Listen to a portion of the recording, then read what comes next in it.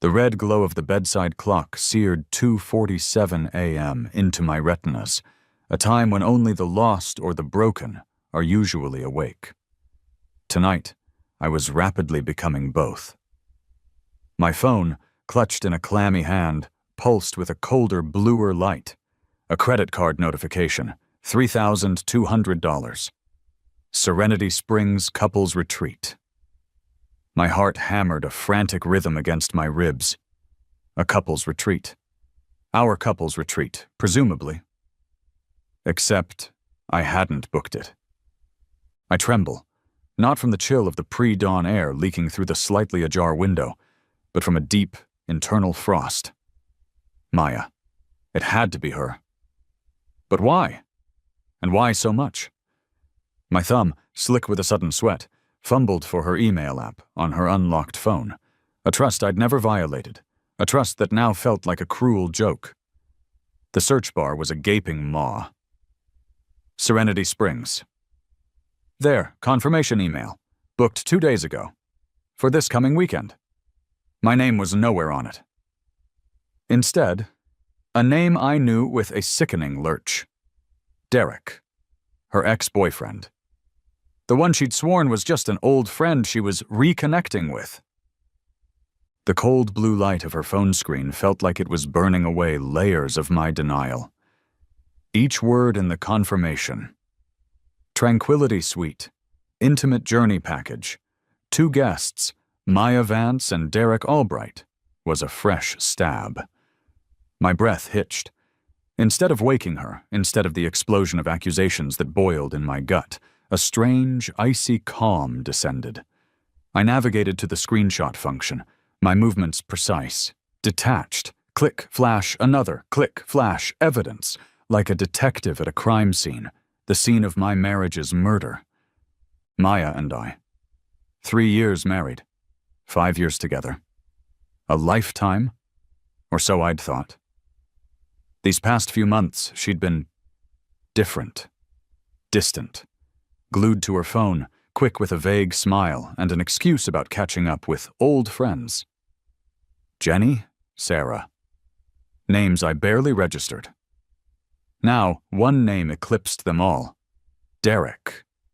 The D that had been lighting up her phone with late-night texts, the hushed phone calls she took in the other room, her laughter a little too bright, a little too forced when I'd ask who it was.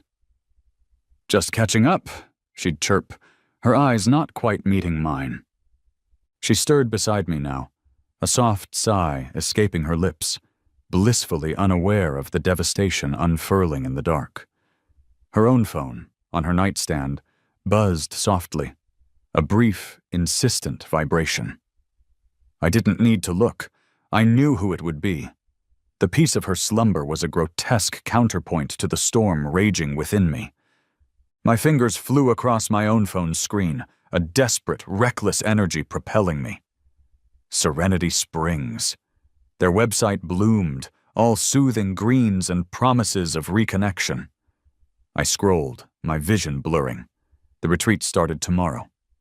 Tomorrow. A fresh wave of nausea hit me.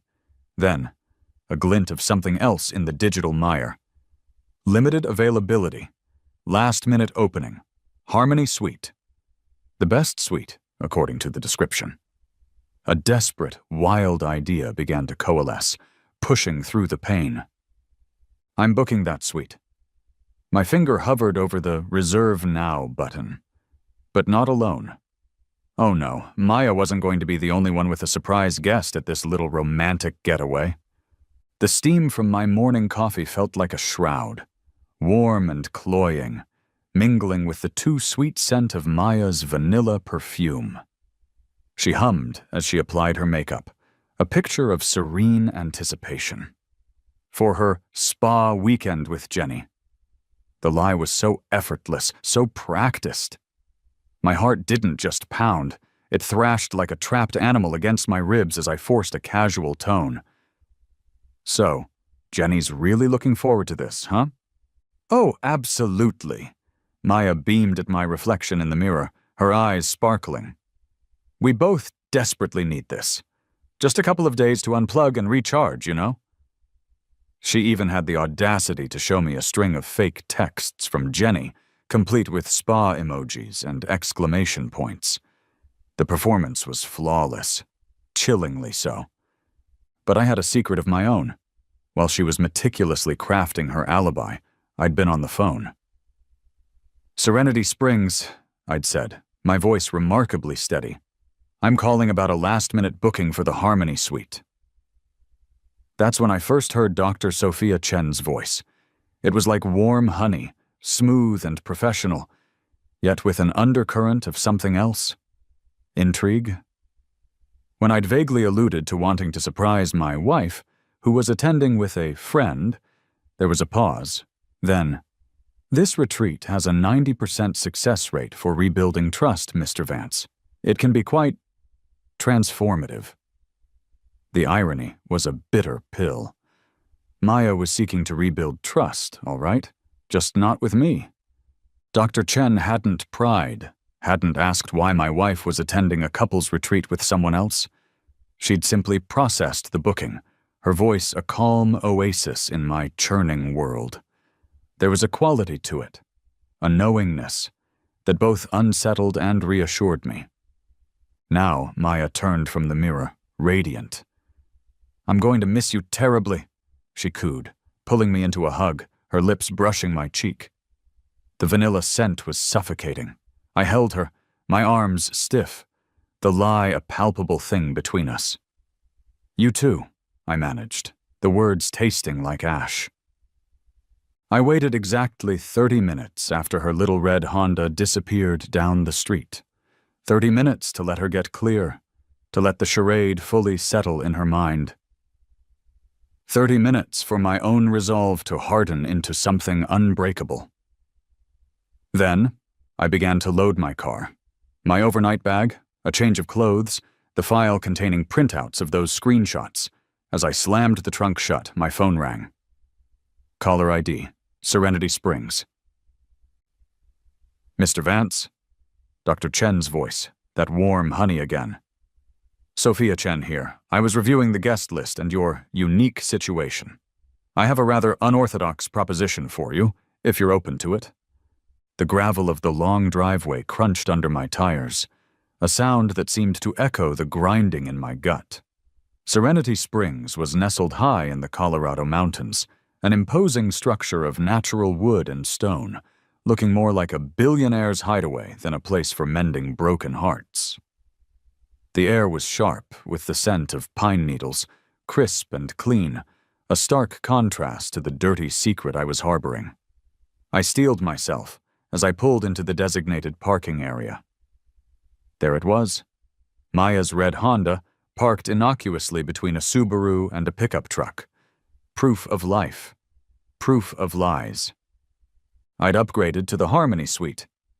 The pinnacle of secluded luxury, the website had boasted. More importantly, its balcony directly overlooked the main courtyard, and, as I now saw, the entrance to most of the other suites. Strategic. A power move, even if only I knew it. Dr. Sophia Chen was waiting for me in the reception area, a calm smile on her face. She wasn't what I'd expected from her voice. Late 30s, perhaps. Striking, not in a flashy way, but with an understated elegance. She wore simple linen trousers and a soft knit sweater, her dark hair pulled back loosely. But it was her eyes that held me. A deep, knowing brown, like the forest floor. And they seemed to see far too much. They certainly weren't showing any surprise at my arrival, despite the unusual circumstances. "Mr. Vance," she said, her voice as warm in person as it had been on the phone. "Welcome to Serenity Springs. I trust your drive was uneventful?" "As uneventful as it could be under the circumstances," I replied, meeting her gaze. A flicker of something, amusement, understanding, crossed her face. "Indeed. Your wife and Mr. Albright arrived about an hour ago. They're settling into the Tranquility Suite. The second best room." A small, petty part of me felt a grim satisfaction. "My proposition, Mr. Vance," she continued, leading me towards a quieter alcove, is this. Given your unique perspective on one of this weekend's couples, I was wondering if you might be willing to assist me, unofficially, of course, as a kind of research assistant, an observer. It could provide invaluable insights into the dynamics at play. I stared at her. This was not what I'd anticipated. I'd expected to be a rogue element, a ghost at their illicit feast. You want me to help you? Her eyebrows quirked. Let's just say I'm intrigued by situations where the stated narrative doesn't quite align with the underlying reality. And you, Mr. Vance, are in a prime position to observe that misalignment firsthand. Think of it as an anthropological study with very personal stakes. She smiled then, a genuine, disarming smile that crinkled the corners of those perceptive eyes. Besides, she added, her voice dropping conspiratorially, it gives you a legitimate reason to be present at all the workshops. Less dramatic than simply appearing, wouldn't you say? It was audacious. It was unorthodox. It was perfect. I accept, Dr. Chen. Sophia, please. Sophia. She handed me a key card. Harmony Suite, top floor, end of the hall, best view in the house. She paused. The first workshop begins in an hour, in the meditation hall. Perhaps you'd like to settle in first. Settle in. Right. I made my way to the Harmony Suite, my mind reeling. The suite was stunning. A crackling fireplace, a king-sized bed, and a sprawling balcony with panoramic views of the mountains. And, as promised, a clear view of the courtyard and the balcony of the Tranquility Suite. As if on cue, Maya and Derek stepped out onto their balcony. My breath caught. Maya was laughing, her head thrown back, the sound carrying faintly on the crisp air. Derek had his arm around her, his expression possessive. They looked happy. A fresh wave of betrayal, sharp and visceral, washed over me. I stood there, a silent observer, a ghost at my own wife's romantic getaway. Then, Derek did something that made the blood freeze in my veins. He reached into his pocket. He turned to Maya. He dropped to one knee. Maya's hand flew to her mouth, her laughter catching in her throat, replaced by what looked, even from this distance, like tears. The meditation hall smelled of sage and cedar, the air thick with the nervous energy of a dozen couples perched awkwardly on plush floor cushions. Soft, ambient music trickled from hidden speakers. It was all very zen, except for the storm brewing inside me. I followed Sophia into the room, taking a seat on a cushion slightly behind her, adopting the posture of a diligent assistant. Maya hadn't seen me yet. She was focused on Derek, her hand clutching his, her expression a mixture of flustered excitement and something else. Apprehension? Her eyes scanned the room, a polite, slightly strained smile on her face as she took in the other couples. Then, her gaze landed on me. The color drained from her face as if a tap had been opened. Her mouth fell agape. Her eyes, wide and disbelieving, locked with mine. The carefully constructed serenity of the room seemed to shatter around us. Derek, sensing her sudden tension, followed her gaze. His easy smile faltered, replaced by a look of utter confusion, then dawning anger. The opening circle, where each couple was meant to introduce themselves and state their intention for the weekend, was about to get interesting. Sophia, seemingly oblivious to the undercurrents, began with her warm, welcoming spiel. When it was Maya and Derek's turn, Maya's voice was a strangled whisper. "Maya and Derek," she managed, her eyes darting between me and Sophia. "We're here to reconnect." Before Sophia could move on, Maya's composure snapped. "What the hell are you doing here, Marcus?" she hissed, her voice low but carrying in the suddenly silent room. All heads turned. Sophia intervened smoothly. "Ah, It seems we have a surprise connection. Marcus is here as my research assistant for the weekend, observing our processes. A valuable addition to our understanding of relationship dynamics." Her calm tone diffused some of the immediate tension, though the curiosity in the room was palpable. I offered a bland, polite smile. "Just here to learn," I said, my voice betraying none of the turmoil. Maya looked like she wanted the earth to swallow her. Derek, on the other hand, was sizing me up. He was everything I wasn't. Tall, with the broad shoulders of an athlete, his blonde hair artfully tousled. He had an easy, charming smile, but it didn't quite reach his eyes. There was a coolness there, a calculating glint.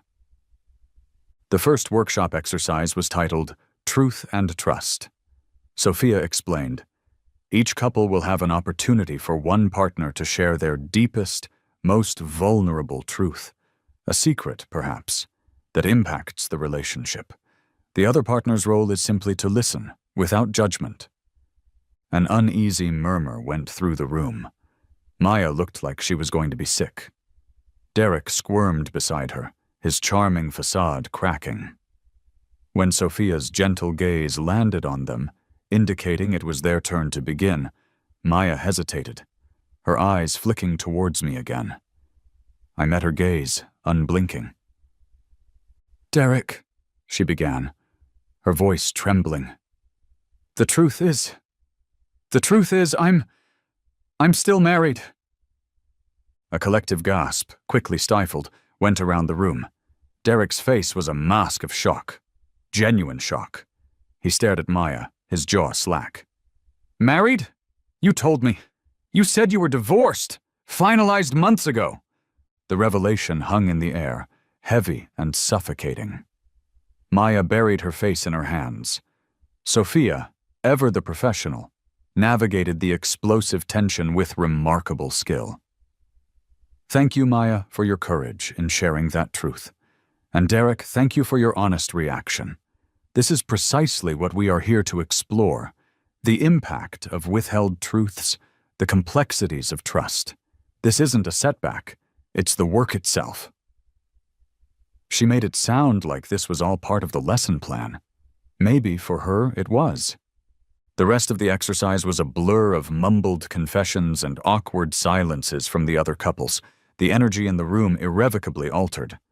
Then Sophia announced, "For our next exercise, to explore trust from a different perspective, we're going to switch partners temporarily." A nervous ripple went through the group. My gaze met Sophia's. There was that knowing look again. She began pairing people off, seemingly at random, until only 4 of us were left. Me, Maya, Derek, and a nervous-looking woman named Carol, whose husband was now paired with someone else. Sophia smiled serenely. "Marcus, perhaps you and Maya could partner for this? And Derek, if you'd be so kind as to work with Carol?" Maya looked at me, her eyes blazing with a mixture of fury and trapped despair.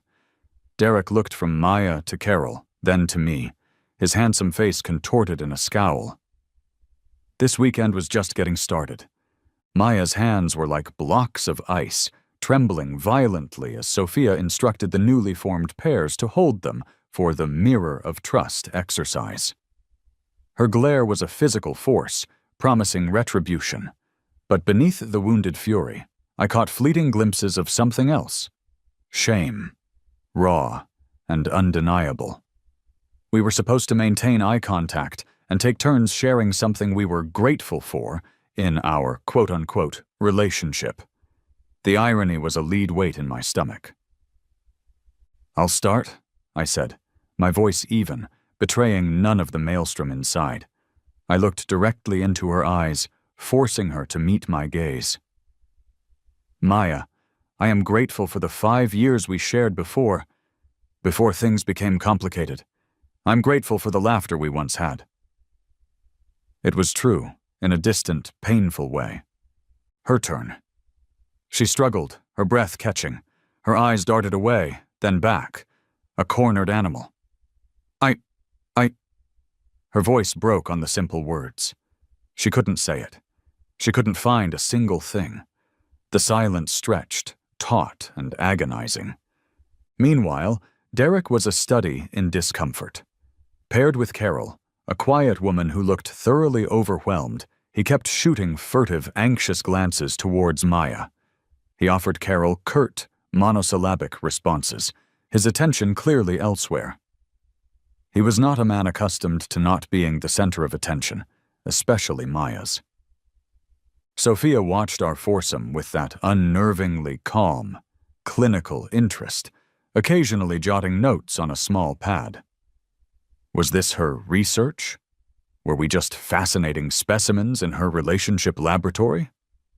The tension finally became too much for Maya. "I can't do this," she suddenly cried, pulling her hands from mine as if burned. "This is a farce! Marcus, how could you? How did you even find out?" Her voice rose, shrill and accusatory. The other couples fell silent, their own awkward exercises forgotten. This was it, the moment I'd both dreaded and perversely anticipated. I took a slow breath. "I've known for weeks, Maya," I said, my voice quiet but carrying in the suddenly still room. "About Derek, about the texts, the late-night calls." Her face crumpled. "As for how your phone, it backs up to our shared iCloud, every message, every picture." The blood drained from her face, leaving it a sickly, chalky white. You spied on me?" "You gave me reason to, wouldn't you say?" A strangled sob escaped her. Then, the dam truly broke. "I booked this place to try and fix things," she wailed, tears streaming down her face, mascara leaving black tracks. "To figure things out with Derek, to see if what we had was real before I ended it with you. I didn't want to hurt you like this." The confession, so twisted in its logic, so self-serving, hung in the air. Before I could even process the sheer audacity of her statement, Derek interrupted, his voice laced with a new, sharper anger. "Fix things? You told me you were divorced, Maya. You said he was out of the picture completely, that this retreat was about us starting fresh." Maya stared at him aghast, her own pain momentarily forgotten in the face of his accusation. It was a tangled web of deceit, each lie tripping over the last. Sophia stepped forward, her voice cutting through the escalating chaos. "All right," she said, her tone firm but calm. "It seems we have several layers of miscommunication and unresolved issues here. I believe a private session is in order. Marcus, Maya, Derek, and Carol, perhaps you'd like to rejoin your husband. We'll take a short break for the rest of the group." As the other couples shuffled out, relieved to escape the vortex of our drama, Maya and Derek were already squaring off, arguing in hushed, angry whispers. "How could you lie to me like that?" Derek seethed. "You made me look like a fool!" Maya shot back. "You're the one who pressured me, telling me Marcus didn't care anymore." Sophia watched them for a moment, then turned to me, her expression unreadable. "My office, 10 minutes. Then she added, almost as an afterthought, "You know, Mr. Vance, I specialize in complex relationship dynamics, triangulation, deception, betrayal. It's all part of the human tapestry." A small, enigmatic smile played on her lips. "Some might even say I have a knack for bringing these things to the surface. You could say this confrontation was not entirely unexpected. In fact, one might even say it was facilitated." The private session room was a study in curated calm. A crackling fireplace, plush leather chairs that sighed with each subtle movement, and thick rugs that absorbed sound, creating an almost unnervingly intimate atmosphere. It felt less like an office and more like a stage set for emotional excavation. Sophia gestured for us to sit. Maya and Derek chose chairs on opposite sides of the fireplace, a chasm of unspoken accusations between them. I took a seat slightly apart, an observer still, despite being at the heart of the storm. Triangulated relationships, Sophia began, her voice calm and measured as she settled into her own chair, are inherently unstable. They often require not separation, but resolution of the underlying dynamics before any individual can move forward cleanly. She looked pointedly from Maya to Derek, then to me. Derek scoffed. Resolution? She lied to both of us. I'm out of here. He made to stand, a muscle twitching in his jaw. I wouldn't advise that, Derek, Sophia said, her tone still mild, but with an underlying thread of steel. There could be legal implications to consider when deception has financial and emotional consequences in the context of misrepresenting marital status to pursue a relationship. Derek froze, his eyes narrowing. Legal implications? What are you talking about? Just a thought, Sophia said smoothly, turning her attention back to Maya. I remained silent, watching the power dynamics shift and flow. Sophia caught my eye and gave a minuscule, almost imperceptible nod of approval. My calmness in the swirling chaos seemed to be a point of interest for her. Marcus was always working, Maya burst out, her voice thick with unshed tears and defiance. It was her turn to defend the indefensible. He was never present, never emotionally available. I was lonely. Derek saw me. He listened. Sophia let her speak, then gently interjected. Loneliness is a valid feeling, Maya, but choices made from that space often create more complexity, not less. Derek, she turned to him. Your turn? Why Maya? Why now, after all these years? Derek's bravado seemed to deflate. He slumped back in his chair. I never really got over her, he admitted, his voice surprisingly vulnerable. We had something special back then. After we broke up, well, I guess I've been trying to find it again, mostly with women who weren't available. Married women. The confession hung in the air, stark and pathetic. So this was his pattern. Sophia nodded slowly. Thank you for that honesty, Derek, Maya. She turned back, her gaze softening slightly. This pattern of seeking validation outside the primary relationship when intimacy becomes challenging, or when you feel unseen. Does that resonate with your past experiences? Maya looked down at her hands, twisting her rings. My father. He was always distant, she whispered. My mother always said I was too needy, too emotional. I guess when things get too real, too close, I run. Or I find someone who makes me feel exciting again, even if it's wrong. She looked up, her eyes filled with a dawning, painful understanding. Oh God, that's what I do, isn't it? She crumbled then, the carefully constructed walls of her justifications turning to dust. A strange thing happened then. Derek, watching Maya's breakdown, spoke quietly. She does that? Pushes you away if you get too close. Gets scared. He looked at me, a flicker of something unreadable in his eyes. Shared experience? Resentment? She did it to me 5 years ago. I found myself nodding, a bizarre and uncomfortable alliance forming in that superheated room. Avoidance, I murmured, more to myself than anyone else.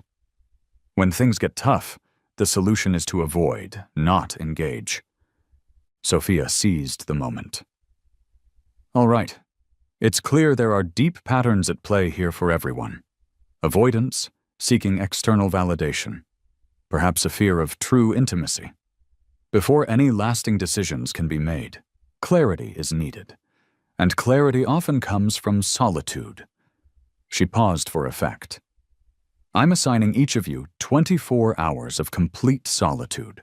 No contact with each other, no phones, no distractions. Just yourselves and your thoughts.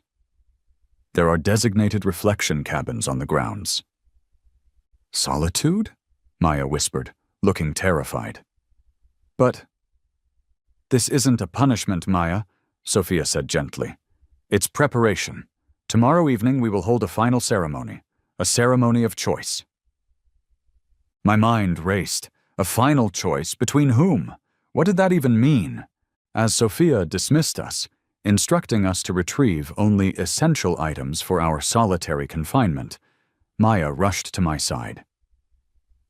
Marcus, please, she begged, her eyes desperate. Can we just talk for a few minutes? Alone? Before this? Before I could answer, Sophia placed a light hand on my arm. Marcus, a word in my office first, if you please. Maya, Derek, the staff will show you to your cabins. Her tone brooked no argument. As Maya and Derek were led away, looking dazed and resentful, Sophia guided me back towards her private office. The fireplace in the main lounge was now a bed of glowing embers. She closed the door behind us, the click of the latch unnervingly final. Marcus, she said, her professional mask softening into something more personal, more vulnerable. There's something I need to confess. The scent of jasmine tea, delicate and calming, rose in a fragrant steam between us. Sophia poured from an antique, celadon green porcelain set, her movements graceful and precise. Her private office was a contrast to the rest of the retreat's rustic chic. Bookshelves overflowed, not with self-help guides, but with classic literature, philosophy, and poetry. Tucked among the volumes were a few framed photographs, a younger Sophia with an older couple, likely her parents, another of her laughing with a group of women on a beach, and two, smaller, slightly faded, of her with two different men. Wedding photos. She'd been divorced, twice. This architect of relationship repair had her own ruins. She handed me a cup, her fingers brushing mine for a fleeting second. Marcus, she began, her gaze direct, unwavering. I need to be transparent with you. Since our first phone call, when you booked the Harmony Suite, I've felt a connection, an attraction. I sipped the tea, its warmth a small anchor in the sudden turbulence of her words. An attraction. To me, the husband of her client, the cuckold in this bizarre mountain drama. Sophia, I started, but she held up a hand. Please, let me finish. Professionally, this is complex, unorthodox even. I pride myself on my ethical boundaries, but I also pride myself on my honesty. And the truth is, your calmness, your composure in the face of this, she gestured vaguely, encompassing the whole sordid mess. It's remarkable. And yes, attractive. She took a slow sip of her own tea. I started this work, this retreat, after my second marriage ended. Betrayal. The classic messy kind. A shadow passed over her expressive eyes. It nearly destroyed me. But it also remade me. I learned that betrayal rarely creates the cracks in a relationship. More often, it simply reveals the ones that were already there, hidden beneath the surface. She looked at me pointedly. A truth I suspect you might be discovering for yourself. Her honesty was disarming, unsettling. I've never seen anyone handle the initial shock of such a profound betrayal with the kind of quiet strength you've shown, she admitted, a note of something akin to admiration in her voice. Most people erupt or shatter. You observe and strategize. I finally found my voice. Sophia, I appreciate your honesty, and yes, I acknowledge the connection. It would be disingenuous to deny it. A beat of silence. But given everything, I gestured again, this time towards the door, towards Maya and Derek and the wreckage of my marriage. Boundaries are probably wise. For now. A small smile touched her lips at my "for now." Understood, Marcus, completely. We sat in a comfortable silence for a moment, the only sound the gentle clinking of porcelain as she refilled our cups.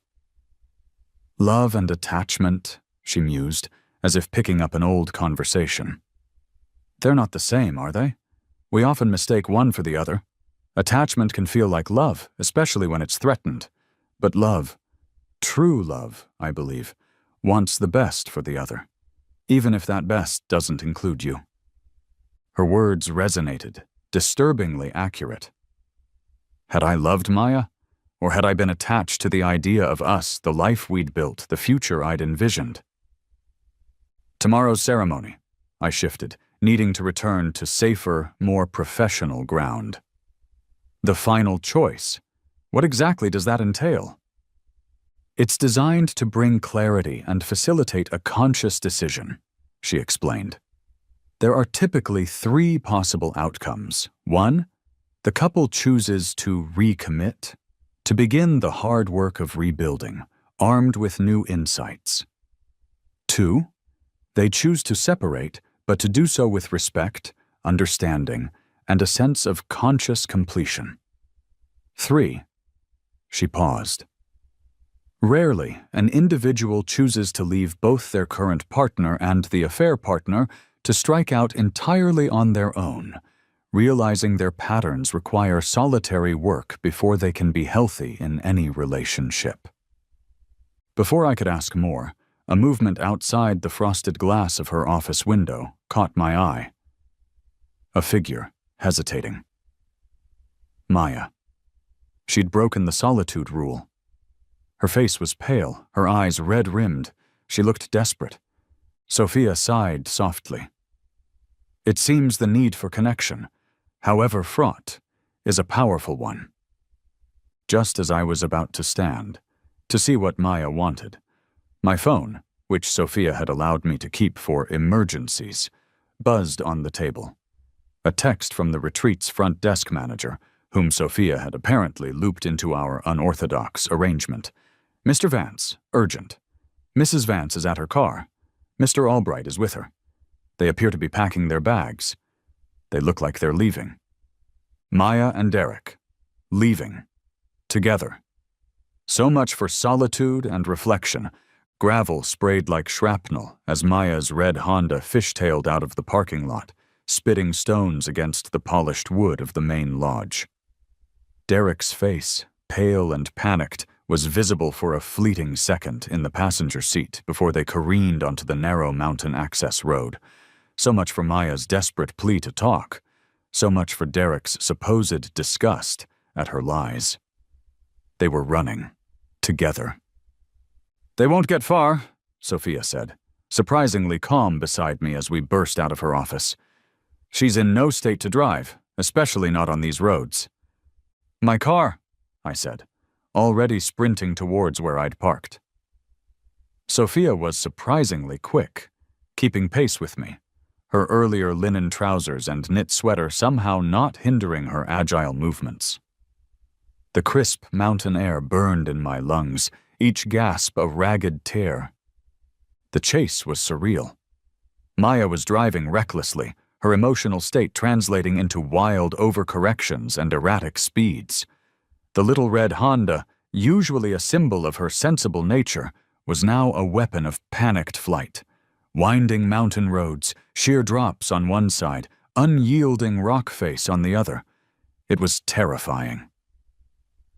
She's likely overwhelmed by shame and fear, Sophia said from the passenger seat of my car, her voice a steady anchor as I navigated the treacherous curves, keeping a safe but persistent distance. Derek is probably feeding that fear, painting you as the villain, himself as the rescuer. It's a classic manipulator's tactic: isolate and control. Her insight, even at 70 miles per hour on a hairpin turn, was unnervingly accurate. A sudden, pragmatic thought cut through my adrenaline. I'm calling the state police, I announced, fumbling for my phone, reporting an erratic driver, for her safety. It was true. Beneath the anger, the betrayal, a stubborn ember of concern still glowed. Or maybe it was just another power move, wresting control back. Sophia merely nodded, her eyes fixed on the red car ahead. We rounded a sharp bend, one notorious for its sudden dip and loose gravel near a scenic overlook. Maya took it too fast. I saw the brake lights flash, the sickening slide of tires losing purchase. The Honda slewed sideways, then, with a horrible crunch of metal and snapping undergrowth, it slid off the road, nosing down into the thick brush, coming to rest against a sturdy pine. Not a catastrophic crash, but they were stuck. Well and truly stuck. I pulled over, my heart hammering. We scrambled down the short, steep embankment. Maya was slumped over the wheel, sobbing hysterically. Derek was fumbling with his seatbelt, his face ashen. When Maya saw me, she didn't look angry or defiant. She just looked broken. "Marcus," she wept. "I'm so sorry. I'm so sorry." It was Derek who cracked first. Not with remorse, but with a desperate, self-serving confession. "It was me," he blurted out, his eyes wide with panic as he finally unbuckled himself and practically fell out of the car.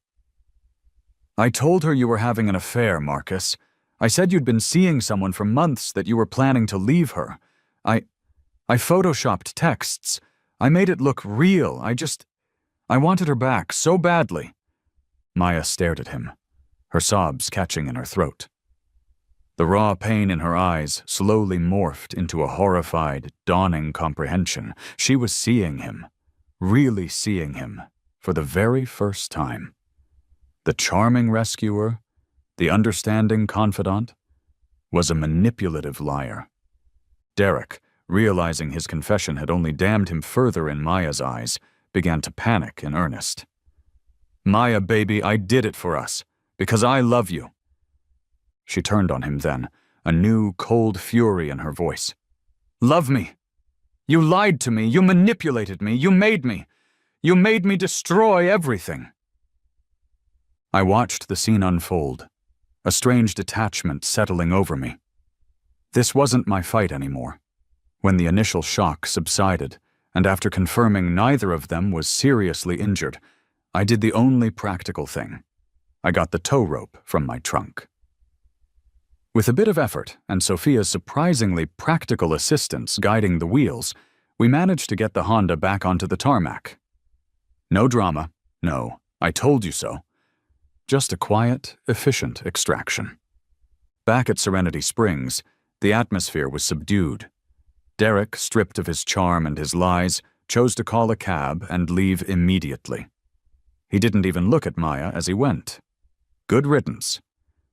Maya, looking small and lost, turned to Sophia. Can I still stay? I need to face this." Sophia's expression was compassionate. "Of course, Maya. The solitude cabins are still available." Then she looked at me. "Marcus, perhaps you and Maya could still complete the final ceremony this evening? Not for the reasons you initially came, perhaps, but for a different kind of closure." I looked at Maya, truly looked at her. The anger was gone, replaced by a profound weariness and a flicker of something like pity. "Okay," I said. Sophia smiled gently. "Good, because this final ceremony, Marcus, Maya, it isn't about reconciliation. It's about conscious uncoupling." The sunset was bleeding gold and crimson across the mountain peaks as we gathered in the stone circle. The air was crisp, carrying the scent of pine and the faintest hint of wood smoke from a distant chimney. It felt pregnant with possibility, with the quiet dignity of endings. The other couples had long since departed, their own dramas played out, their own choices made. It was just Maya, Sophia, and me. Sophia had arranged a few simple elements: 3 flickering candles on a low stone altar, a small ceremonial bowl, and sheaves of parchment with pens. "The purpose of this ceremony," she began, her voice soft in the twilight, "is not to assign blame, nor is it to force a reconciliation that isn't authentic. It is to acknowledge what was, what is, and what will be. It's about releasing each other with grace, understanding, and a conscious completion of your journey as partners. She guided us first to write. Write what you need to release, she instructed. Grievances, regrets, unspoken words. Then write what you take responsibility for in the ending of this chapter. Maya's hand trembled as she wrote, tears silently tracing paths down her cheeks. I found my own words flowing with a surprising ease, a sense of inevitability, of a story reaching its natural, albeit painful, conclusion. When we were done, Sophia invited Maya to speak first. She stood clutching her parchment, her voice thick with emotion but clear. Marcus, she began, taking a deep, shuddering breath. I take full and complete responsibility for my actions, for the lies, for the betrayal, for the pain I've caused you. There are no excuses, no justifications. I was lost, and I was selfish, and I broke the most sacred vows we made. I will live with that regret for the rest of my life. I am so profoundly, deeply sorry. She read her letter of accountability, each word a testament to her shattered illusions and newfound, painful self-awareness. Then it was my turn. Maya, I said, my own voice steadier than I'd expected. I acknowledge my part in the distance that grew between us. The long hours at work, the times I wasn't emotionally present, the ways I perhaps took our connection for granted. For that, I am sorry. Sophia then spoke of forgiveness. Forgiveness, she said, her gaze encompassing us both, is not for the other person. It's for yourselves. It's about releasing the burden of anger and resentment, so that you can both move forward unencumbered.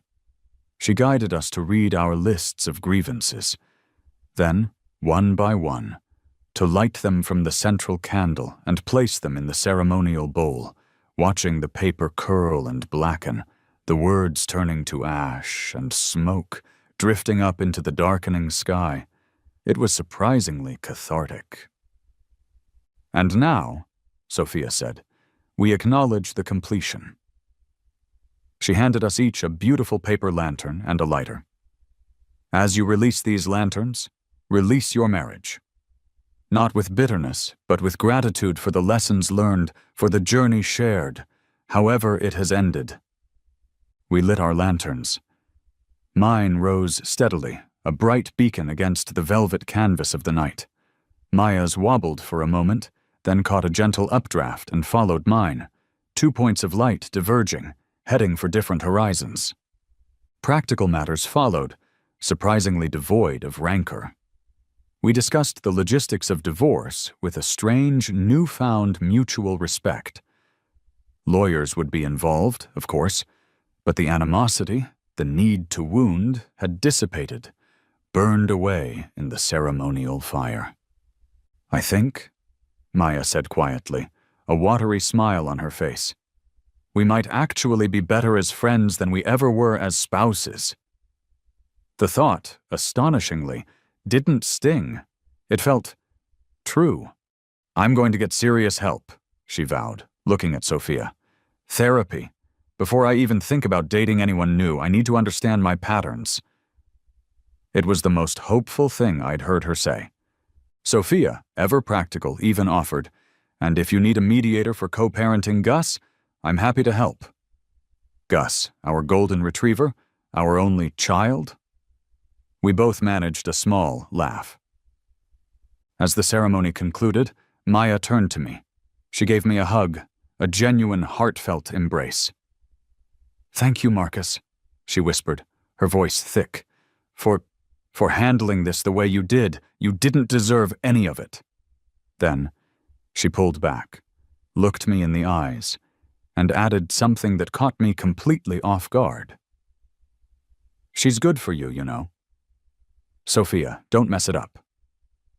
She winked, a ghost of her old mischievous self, then turned and walked towards her car, a figure of quiet resolution heading into the night. And then there were two. Sophia Chen and I standing alone under a canopy of 1,000,000 indifferent stars. The mountain air was cold, but I didn't feel it. The scent of pine and distant wood smoke hung heavy in the crisp night air, the stars blazing with an almost violent brilliance in the clear mountain sky. Maya's taillights disappeared around a bend in the long driveway, a final, peaceful departure. Closure, for her at least, and surprisingly, for me too. Sophia and I walked the retreat grounds in a comfortable silence. The adrenaline of the chase, the emotional intensity of the ceremony had ebbed away, leaving a quiet hum in its wake. She'd changed from her earlier linen trousers into dark jeans and a thicker, cable-knit sweater, the collar pulled up slightly against the encroaching chill. "My work here is winding down," she said eventually, her breath misting in the air as we paused by a rustic wooden bench overlooking the valley. "My contract with Serenity Springs ends in 2 months. I'm moving on, starting fresh somewhere else." I looked at her, the starlight catching the curve of her cheek. "Oh?" "Mm-hmm." She smiled faintly. "Time for a new chapter, for me as well." She met my gaze, and the unspoken attraction that had simmered beneath the surface all weekend was suddenly there, clear and acknowledged, yet unhurried. "We've certainly navigated some unconventional terrain together, Marcus." "That's one way to put it," I agreed, a smile tugging at my own lips. I marveled at the strange calm that had settled over me. Just 48 hours ago, I'd been a man shattered by betrayal, consumed by a cold fury. Now I felt lighter. "Your composure," Sophia said, as if reading my thoughts. "It truly was remarkable. But I suspect it wasn't just strength of character, though you have that in abundance." Her perceptive eyes studied me. "I think on some level you already knew your marriage was over, didn't you? Long before you saw that credit card alert." Her insight was, as usual, unnervingly accurate. I let out a breath I hadn't realized I'd been holding. "Yes," I admitted, the truth of it settling in me with a quiet click.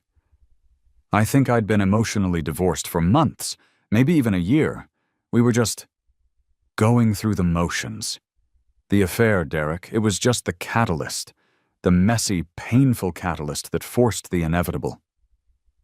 We talked for a long time then, not about Maya or Derek, but about ourselves, about past hurts, about lessons learned, about the winding paths that had led us both to this strange starlit night in the Colorado mountains. Before we headed back towards the main lodge, the first hint of dawn already painting the eastern sky, we exchanged contact information. As friends. For now. Later that morning, as we were clearing the remnants of the final ceremony from the stone circle, the melted candle wax, the charred remains of released grievances, a shared, unexpected humor bubbled up. "You know," I said, picking up a stray piece of parchment, "for a weekend that started with my wife running off with her ex, this has been surprisingly therapeutic." Sophia laughed, a genuine, unrestrained sound that echoed in the crisp morning air. "Life has a strange way of delivering its lessons, doesn't it?" She paused, then looked at me, a thoughtful expression on her face. "You know, Marcus, you have a natural aptitude for this, for listening, for seeing beneath the surface, for staying calm in the storm. Serenity Springs is always looking for good facilitators, assistants." The thought, surprisingly, wasn't unwelcome. My corporate job, with its endless spreadsheets and soul-crushing meetings, suddenly felt 1,000,000 miles away, a life belonging to someone else. Helping others navigate their own emotional minefields. There was a pull there, a sense of purpose I hadn't felt in years. 6 months later. The sunlight streamed through the large window of our new office, illuminating the faint specks of dust dancing in the air. Transitions Retreat Center, the freshly painted sign on the door read. Sophia was on the phone, her voice warm and reassuring, talking to a prospective client. I was reviewing the intake forms for our first official weekend. Maya was doing well, truly well. She was in intensive therapy, had moved into a new apartment, and was, by all accounts, rediscovering herself, single and unencumbered. She'd even taken up pottery, and Gus, our shared golden retriever, was happily splitting his time between her place and ours. We'd found that unexpected friendship, a quiet, respectful camaraderie. Derek, from what little we'd heard, had continued his pattern, leaving a trail of minor heartbreaks and accumulating a rather impressive collection of restraining orders. Some people never learned. Sophia and we were learning. Slowly, carefully, building something real, something honest, from the ashes of our respective pasts. Our retreat center wasn't about grand gestures or quick fixes. It was about holding space for people in the messy middle, in the painful transitions, from betrayal to understanding, from breakdown to breakthrough. Sophia hung up the phone, a small, satisfied smile on her face. They're booked. A couple. She just discovered his affair. Sound familiar? I leaned back in my chair, a reciprocal smile spreading across my face. Full circle. Indeed it does. We looked at each other, a shared understanding passing between us. The work was hard. It was emotionally taxing. But it was good. We were ready. Ready to help others navigate the treacherous waters of betrayal, not with bitterness or revenge, but with grace, with compassion, and with the profound, hard-won knowledge that sometimes the best, most beautiful revenge against the darkness is to build something extraordinary in its place. The morning sun felt like a promise.